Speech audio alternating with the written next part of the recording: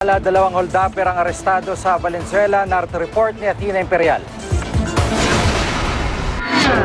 Ilang minuto matapos mang-hold up umano sa San Miguel Heights, Barangay Marulas sa Valenzuela, natimbog ang riding in tandem na papatakas na sana. Hindi kasi alam ng mga suspect, dead end ang dinaanan nilang eskinita.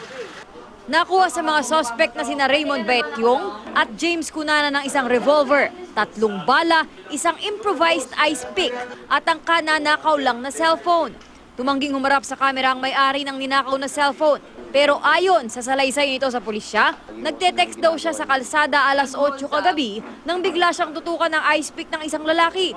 Nang manlaban umano siya, isa pang lalaki ang lumapit at tinutukan naman siya ng baril. Saktong nagpapatrolya raw noon ng mga pulis sa lugar, kaya agad silang nakaresponde. Nakita po namin na nagtakbuhan po itong dalawa.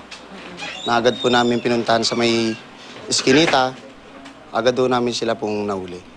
Sa Valenzuela Police Headquarters, positibong kinilalan ng isa pang biktima ang mga suspect na siyang nagnakaw naman daw ng kanyang cellphone noong linggo. Hindi ko pa rin po agad binigay. Hinata ko po. Nung inambahan niya na po akong sasaksakin niya na po ako, doon ko na po binitawan yung cellphone ko po. Inamin naman ng mga suspect ang ginawang krimen. Pero hindi raw sila nang hold up, nang snatch lang daw. Inisnasyan lang po. Siya po yung nanghablot.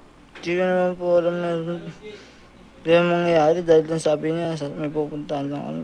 Inaalam pa ng pulisya kung kanino ang ginamit na motorsiklo ng mga suspect. Ipina-drug test din sina Baetyong at Cunanan.